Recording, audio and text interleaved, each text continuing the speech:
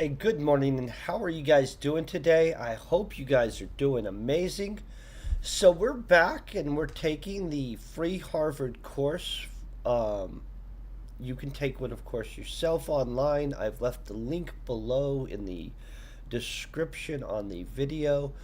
We are currently all the way to Module 5 and in the Red Scare section of the Rhetoric, the art of persuasive writing and public speaking.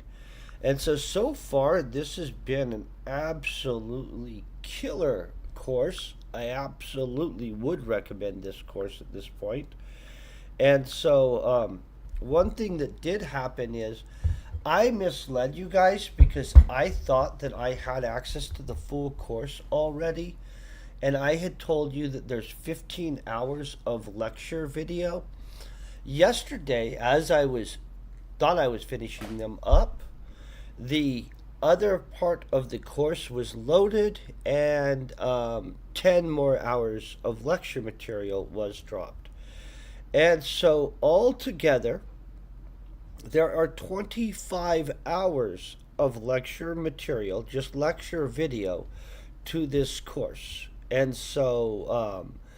I did watch a little bit into that. I have now only 9 more hours of this course video to watch, and I will have got through all of the course video. I am doing, of course, the watching of the course video off a stream, and we are doing the coursework on stream, which still does have some video. I'm going to just be honest.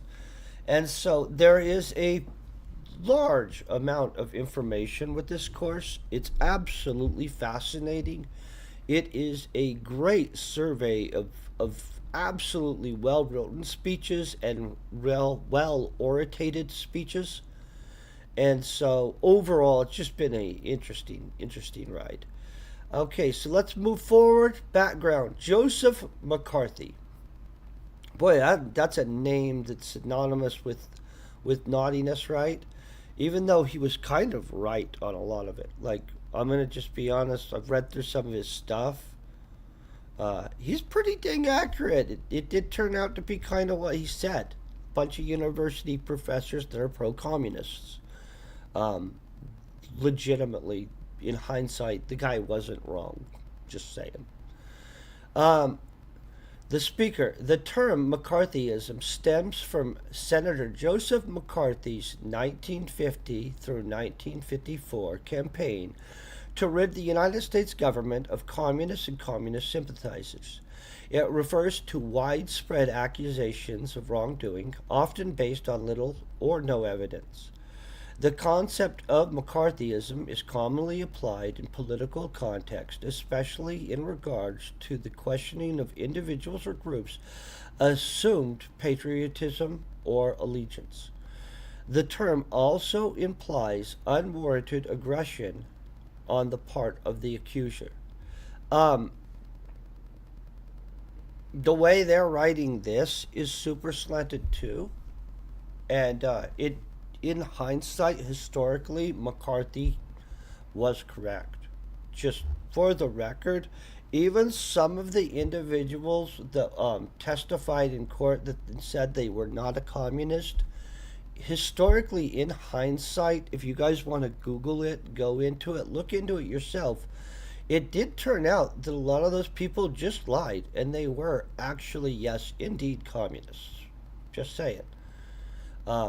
There's fascinating looks into that, just so you know. A lot of the people that were put on trial and then were persecuted, they actually really were communists. It just historically that bared out fruit that that was true. Okay, Joseph McCarthy was trained as a lawyer and served as a judge in Wisconsin before serving in the Marine Corps during World War II. After the war, he decided to run for public office. He won his Senate seat in 1946 and spent his first few years in Congress in relative obscurity. On February 9th of 1950, McCarthy delivered what came to be known as his Enemies Within speech. in Wheeling, West Virginia. He would go on to reiterate its claim on the Senate floor and elsewhere. These words marked the beginning of Joseph McCarthy's tireless crusade against the communist threat, at home and abroad, both real and imagined. Um, Mostly real. Just facts aren't what they are. Okay. Americans' fear of communism was not new. The root of the Red Scare ran deep in our history. In capitalist society, there was a general distrust of socialism from its beginning. Immigration, labor tensions, and the Russian Revolution intensified many Americans' sense of unease with the foreign ideology. McCarthy was not the first to paint an antithetical it as antithetical to Christianity. And honestly, I'm not really understanding how um, communism as a base is antithetical to Christianity. Um, it is what it is. I do get how what's his name?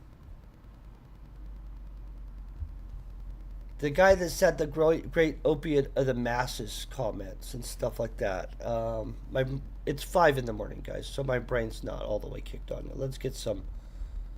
The guy that wrote the Communist Manifesto and stuff like that. Like honestly, there's different forms, of course, of governments, just like there's different forms of democracy. And by the way, I'm very anti-communist, so I'm not pro-communisting.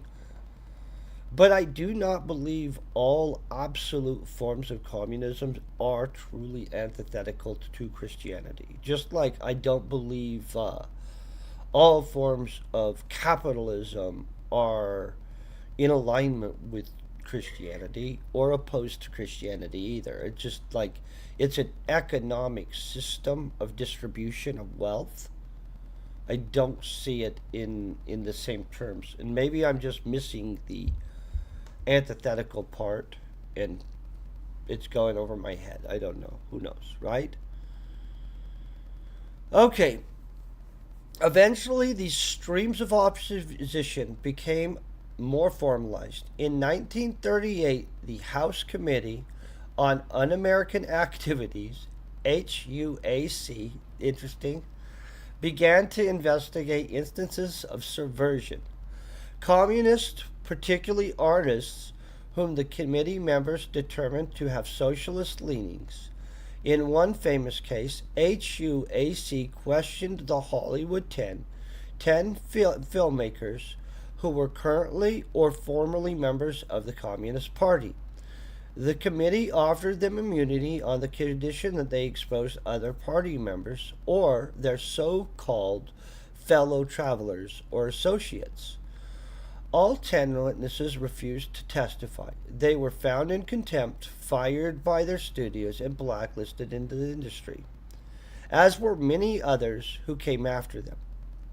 Some of the allegations were more credible than others. In particular, the case of Alger Hiss, a State Department official accused of espionage, captured the nation's attention and imagination, as it did McCarthy's fear of communist influence and ascendance were not entirely unfounded.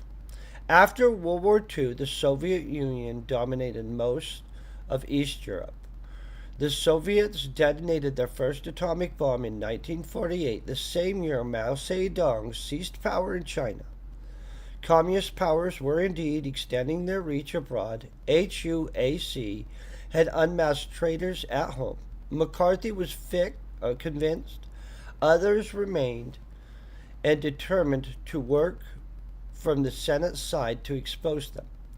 A fearful public was willing to overlook his sometimes questionable tactics to guarantee their security. See, instead of laying out his tactics so that we could decide, they're just predetermining their questionable tactics. Which, by the way, I've read some of them are, but they should lay it out and not just make the statement. And that's an opinion, you know what I'm saying? A fearful public. McCarthy's popularity grew as quickly as did his list of suspects. The speech. Just seeing how much more of this. McCarthy had accused government officials of subversion before. Here he is more specific. He definitively states that 205 employees of the State Department are members of the Communist Party. The Secretary of State is aware of this and has done nothing. Increasingly, for someone so strong in his convictions, McCarthy was surprisingly inconsistent with his numbers. The next day in the Senate, he made his famous claim to know of 56 card-carrying members of the Communist Party. See, those would be different things. Card-carrying members and just you're a communist, they're actually not the same. So it's not different numbers, but whatever. In the State Department. In a quote given 10 days later, the tally changed to 81. They should give us the quote.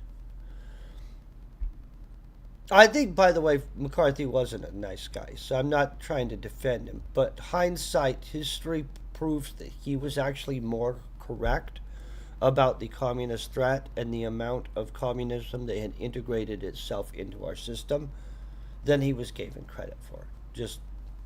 That's just reality. His case had made the State Department the perfect target. McCarthy seized on this case and other incidences to sow fear and consolidate his power. It is easy to look back now and dismiss the McCarthy years as an instance of Cold War hysteria. It wasn't hysteria. Like, legitimately. That's the thing is, if you look back now, factually,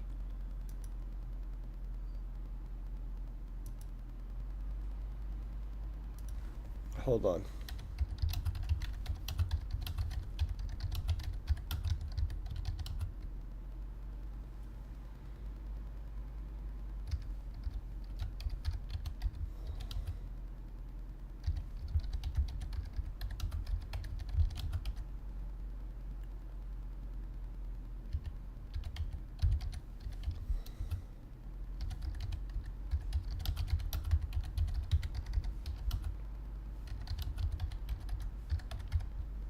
I watched a documentary on this and it was absolutely fascinating. And I have always heard all the bad crap about McCarthy too.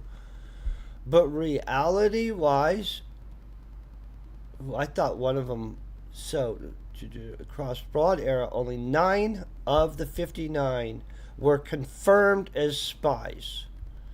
None were named by McCarthy himself, which I wouldn't expect him to name the spies himself. So 9 out of the 59 accused actually were spies. Trying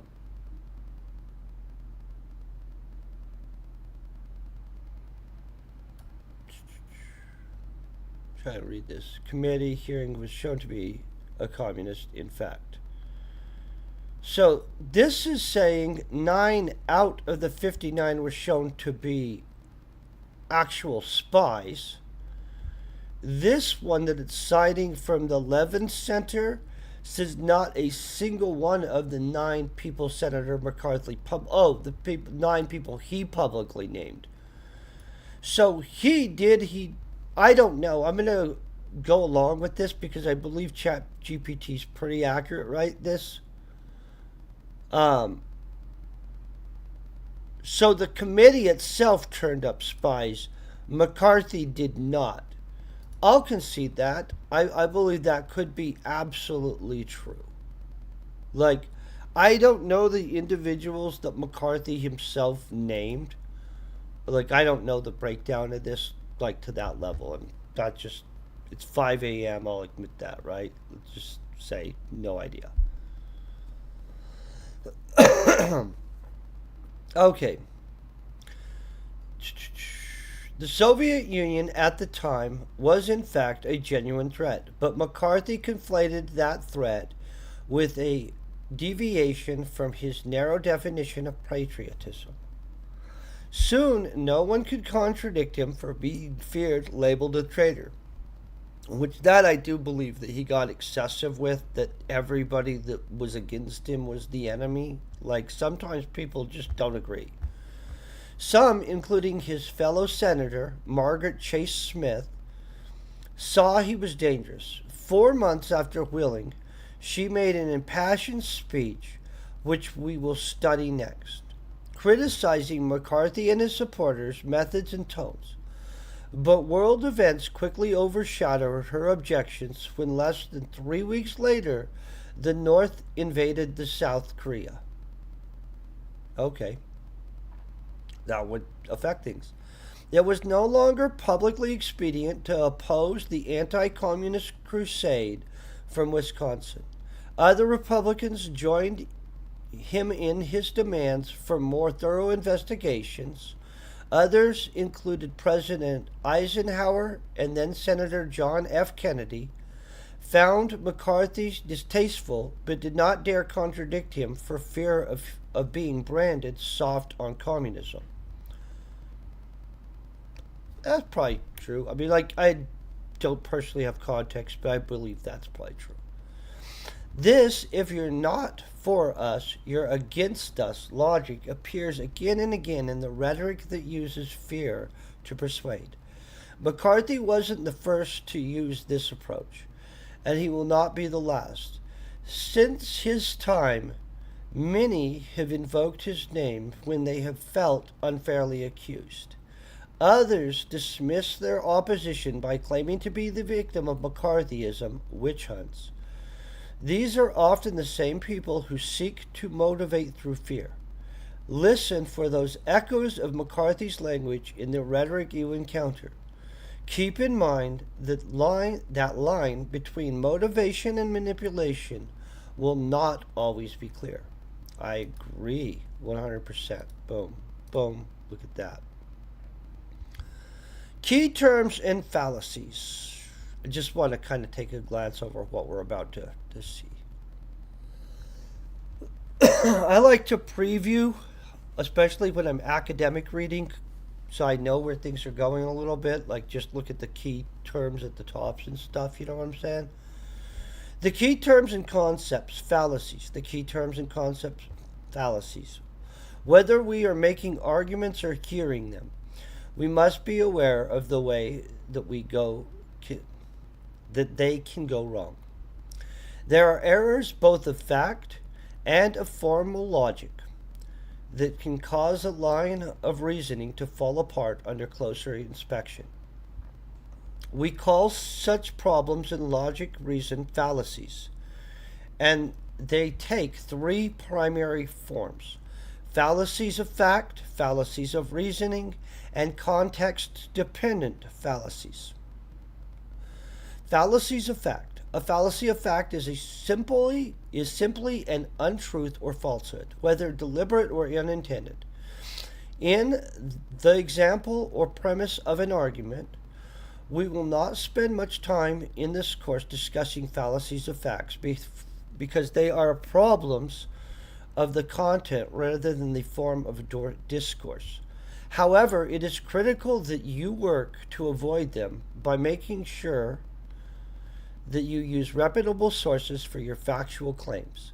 Then, to defend your arguments from the charges of fake news, you will want to make judicious use of the topic of testimony, statistics, so that it will be clear from the beginning that your assertions are grounded in truth. Finally, be sure to clearly cite those sources. Similarly, when you are in the audience, one of your first responses should be to question the argument's underlying assertions and assumptions. You should always be ready to ask, where does this information come from? What inaccuracies might it have? And are its sources trustworthy? Lastly, beware of half-truths. Information that is true but partially, leaving out key facts that matter to the question at hand. This kind of fallacy of fact can be the most difficult to detect, and it is why you should always double check an argument's premise, even when it appears to be well founded. I agree. Valid as crap. Fallacy of reasoning. A fallacy of reasoning or formal fallacy is an error or weakness in a chain of logical reasoning. Fallacies may be encountered in both inductive and deductive reasoning. Inductive fallacies. I gotta get a drink of coffee. Sorry about that, guys. We have already discussed some of the ways that inductive reasoning can go wrong. Most of them fall into the first of these two categories. Faulty generalization. A faulty generalization is a problem in moving from a particular example to a large claim. To have bearing on a case, each rhetorical example must be analogous to that case, and that conclusion must suit the representativeness of the example. I couldn't seem to get good grades in my statistics course. I must just be bad at math. Our Olympic swim team didn't win a single medal this year. I'm sure the gymnasts won't do well either. Okay.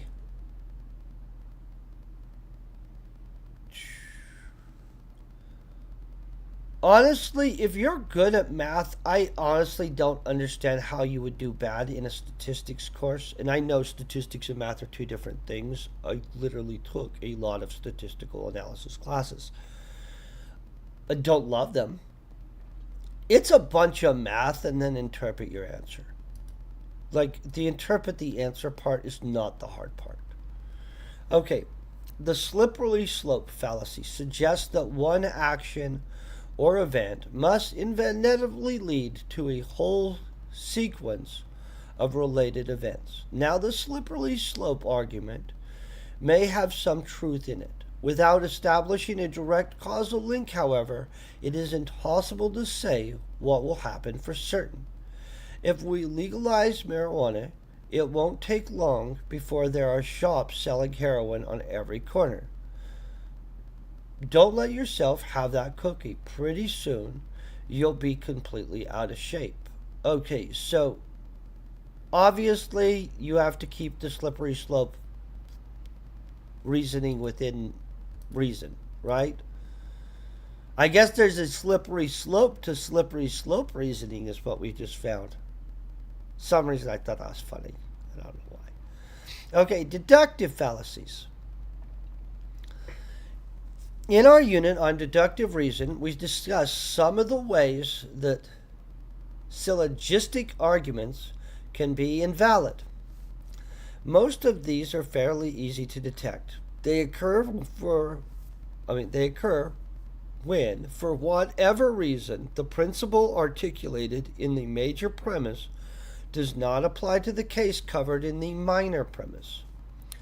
There are, however, two additional kinds of syllogistic fallacies we should cover here.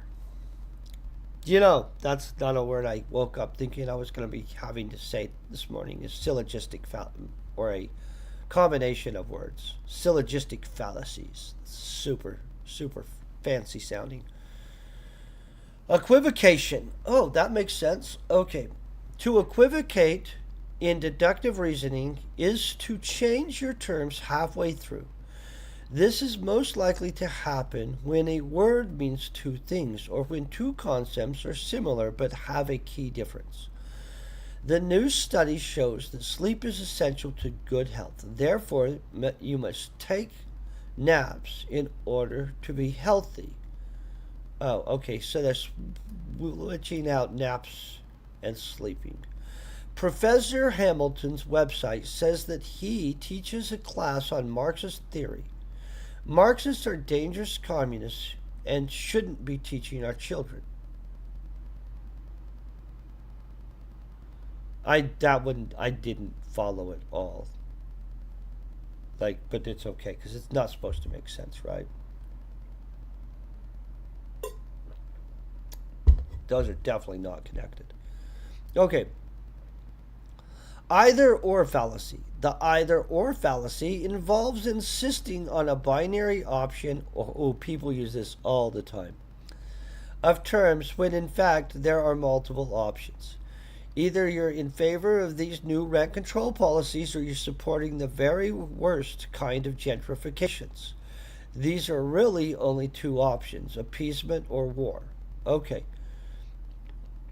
Obviously, those are good, solid examples. Faulty causal association. Faulty causal association can be made in either deductive or inductive lines of reasoning.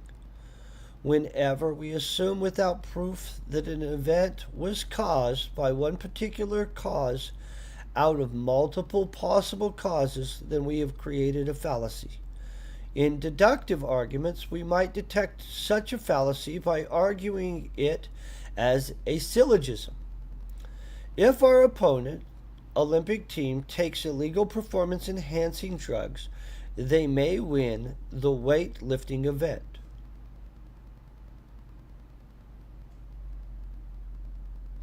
Oh, I get it. So these aren't separate. This is one argument. Our opponent's team won the weightlifting event. Therefore, they must have taken performance enhancing drugs. That's called coping.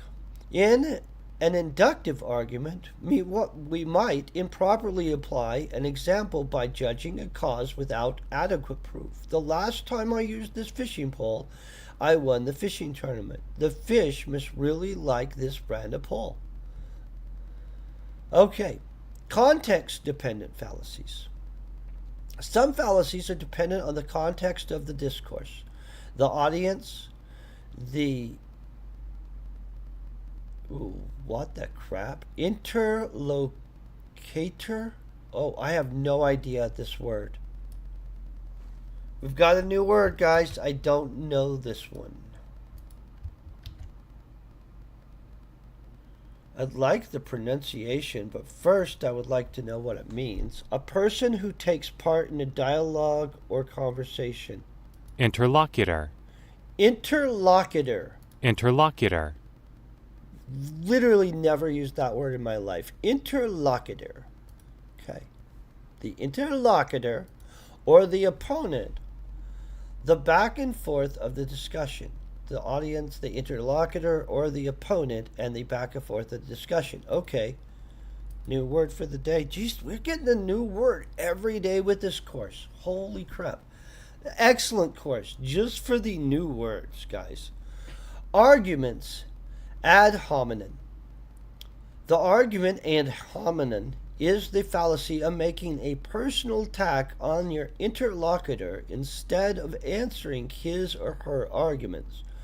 Though it fails to address the interlocutor's logic or evidence, it can often still be persuasive because it affects the other person's ethos and hence his or her credibility. That's valid as crap. I've used these.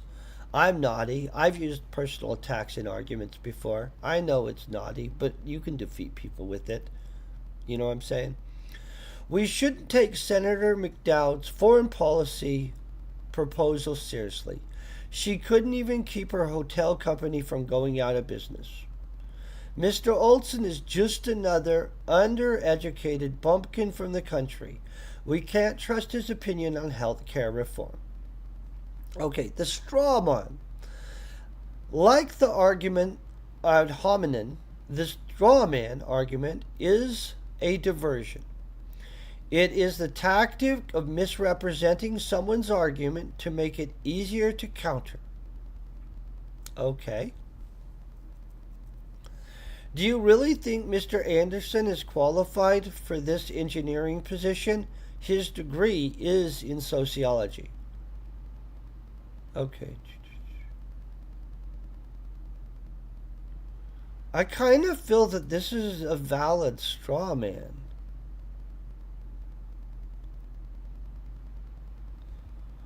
Like, it's an engineering position. His degree is in this. But maybe that seems like a valid straw man. How can you say that sociology isn't important? The humanities and social science teach critical thinking skills that our society badly needs. Okay, so that makes sense how this would be a straw man. It's trying to make these attributes exclusive to sociology. I guess having these traits exclusively not there because he has a sociology degree would be a straw man too. I don't know. Okay, I don't know this one. Pompolium? Ad Pompolium? Oh my god.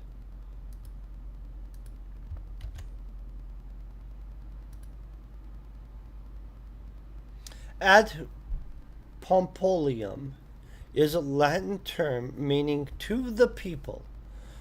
In logic and rhetoric, it refers to the fallacy when an argument is deemed true or valid simply because it is popular or widely believed. Okay, so we all know argument.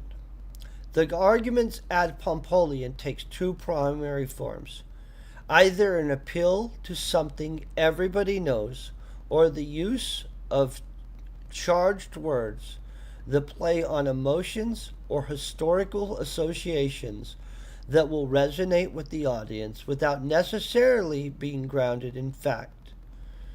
Through either approach, though either approach does not necessarily hold water, it is often still persuasive, since it can involve a powerful appeal to pathos, which is just your emotions. Everybody knows that free trade policies are the only way to bring about economic growth. Patriotism is just Nazism in disguise.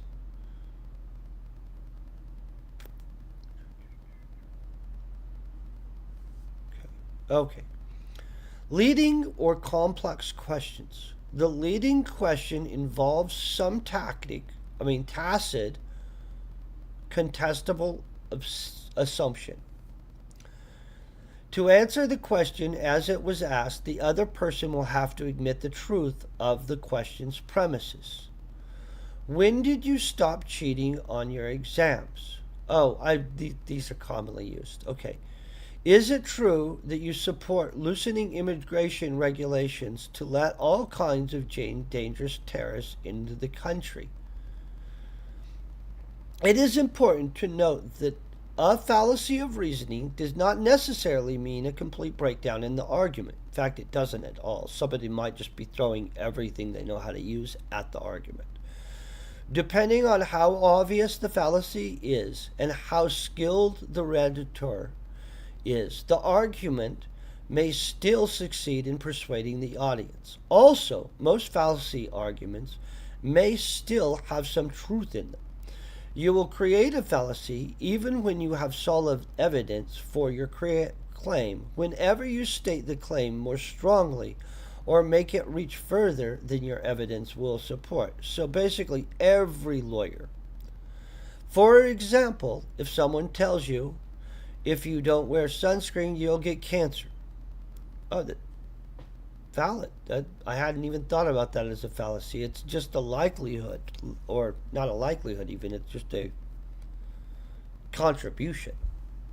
Okay, they will, of course, have created a faulty generalization. Not all people who don't wear sunscreen get cancer. Yet there is enough truth in the claim to make its implied suggestion sound advice. It is better to think of fallacies as weakness in argument.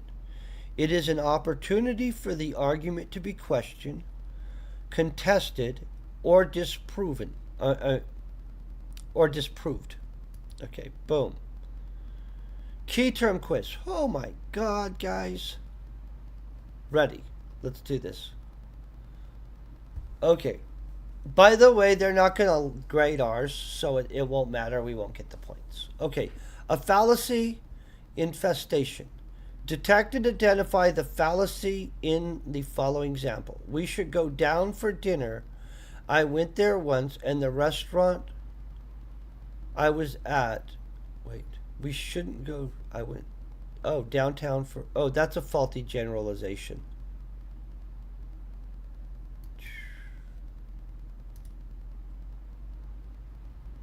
Okay, a crime, tax confusion.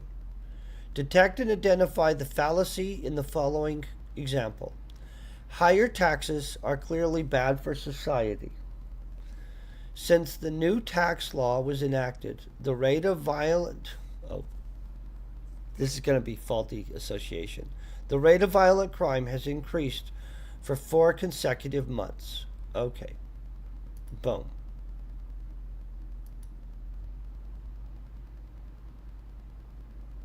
God, I hope the people taking this class don't need multiple. Well, maybe. Who knows? Fighting fallacy. Fighting fallacy. Detect and identify. Okay. If we let Johnny play that new Call of Warfare game, he'll grow up to be a violent psychopath.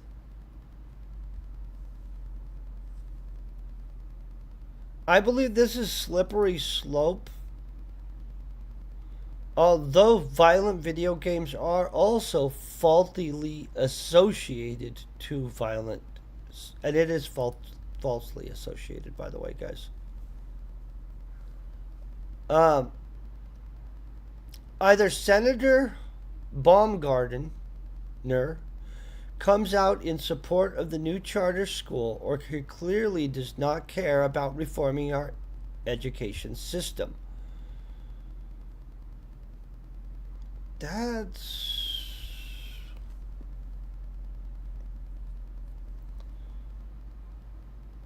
I believe it's a straw man,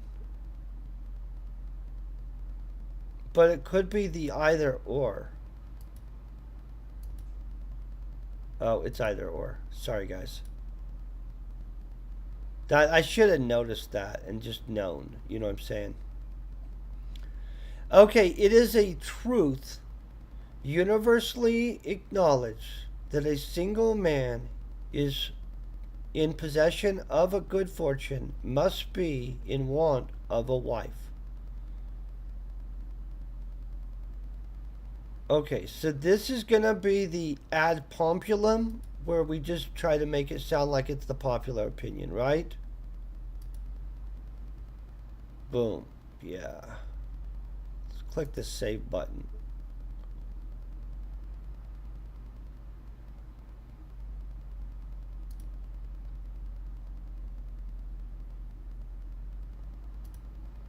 I don't want to lose any of these. Although we don't get graded on this, I like to knock it out. Is it true that your plan to continue your anti-business policies? Is it true? Okay. Oh. What was this? Is this the leading question? Yes, this is the leading question one. Okay, get ready. Submit this baby. Boom.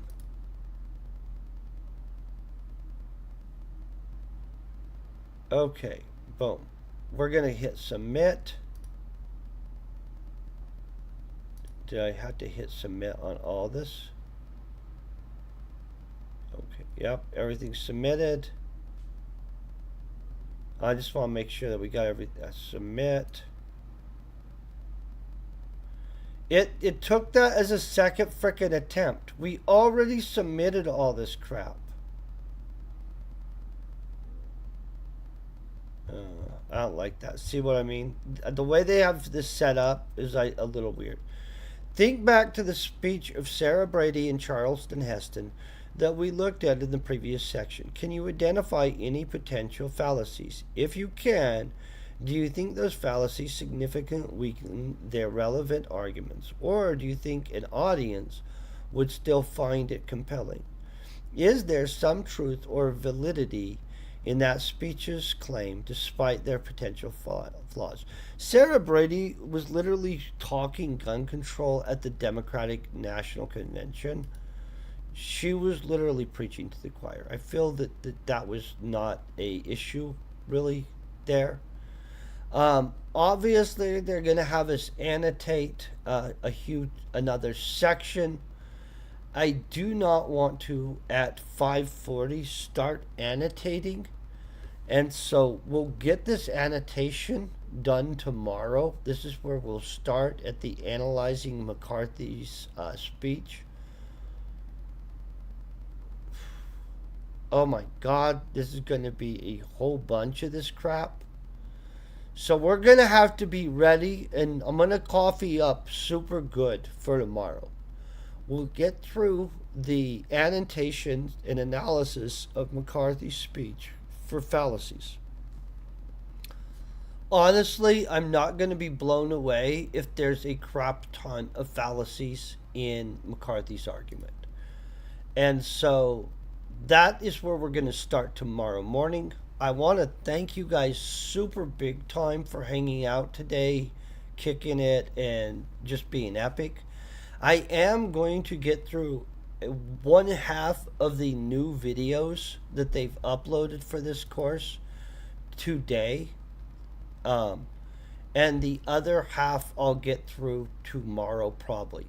So we only have to finish out through this analysis of McCarthy, analysis of Chase, the rhetoric part, then module 6 and 7. We're already working through all these video lectures. There's 25 of them, we now know though. And so, yeah, I have 9 more hours of lecture to listen to. I'll listen to at least 4 or maybe 5 hours of it today, and I'll listen to 4 or 5 hours of it tomorrow. And so by hopefully Sunday evening or Monday, I'll have all the lecture work listened to all the way through, and we'll pound the way through the rest of this course. You guys have a great day. Peace, very best wishes to you, and stay epic.